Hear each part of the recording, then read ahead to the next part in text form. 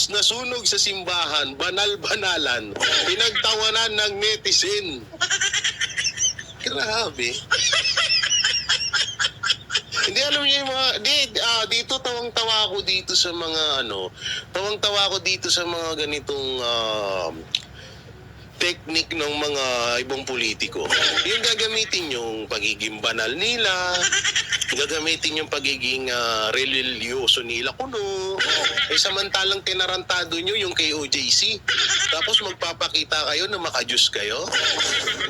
Diba? Doon pa lang Doon pa lang sa pananarantado nyo sa kay OJC, sa tingin nyo, mapapaniwala nyo yung taong bayan na makajus kayo. Tsaka bakit ngayon? Bakit nung mga unang mga araw, unang mga buwan, ba't hindi ka nagpo-post ng hindi ka nagpo-post ng na nasa simbahan ka? Bakit ngayon na malapit na ang eleksyon todo post ka na nasa ka? Tsaka buti hindi ka nagpaso. Ewan ko ba, nauurat ako sa ganitong gawain, no? Sa ganitong gawain ng ibang mga politiko na ginagamit nila ang simbahan, ginagamit nila ang Panginoon Diyos sa kanilang pangangampanya. Hindi, busit na busit ako dyan, promise. Alam niyo, isang napakalaking katarantaduhan yan kapag kada may eleksyon. Yung gagamitin yung simbahan, magdarasal-dasal kuno. Okay naman sana, wala namang problema yung pagdarasal No, pero yung tipong alam naman namin yung pag-uugali nyo, tapos makikita namin kayo dyan, nagdarasal-dasal kayo dyan. Ano pinagdarasal nyo? Sana manalo kayo. Para makapangawat kayo.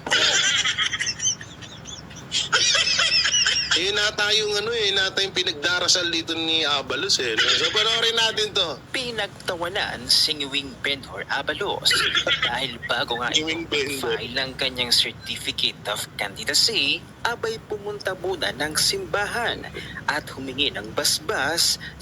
Ano kaya pinagdarasal dun ni Abalos, no?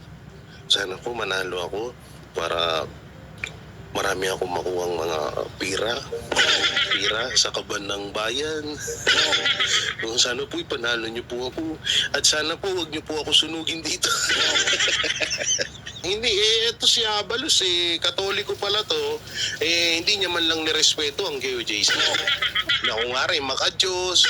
Marami na akong gumawa nito mga politiko, puro Diyos ang nasa bibig. Pero nung nakaupo na, demonyo na. Gago! Totoo naman Kapal nga daw ng muka matapos ang ginawa sa Kingdom of Jesus Christ. Hindi ko pinanood to sinasabi na rin dito sa video na kahit ang kapal nga daw ng mukha pagtapos mong balahurain, tarantaduhin yung isang relihiyon na KOJC, tapos ngayon pasimba-simba ka. Siyang isang religious group, abay humingi ng basbas sa buong Nazareno, kaya't ang mga netizens ay galit na galit sa tila pagpapakitang tao na ito ni Benhur Abalos. Banal-banalan nga daw. Nako, Benhur Abalos, hindi basbas mula sa buong Nazareno ang kailangan mo. Basbas mula kina Lisa Tanas, BBM at Romualdez ang kailangan mong basbas.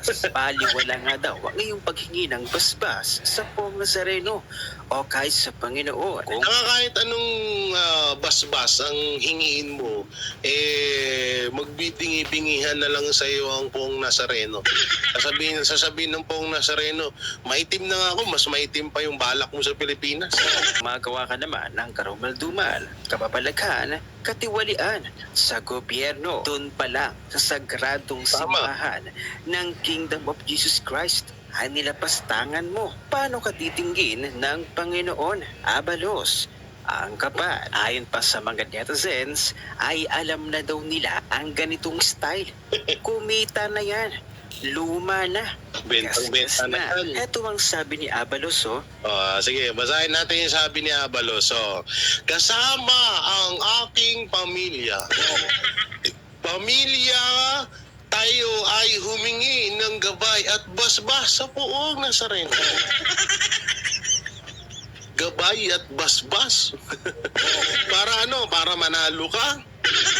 Tapos pag nanalo ka, anong gagawin mo? Magnanakaw ka? Sa ating pagsulong ng mga adikain, patuloy nating hilingin ang gabay at pagpapala ng may kapal ng mukha mo. Gago!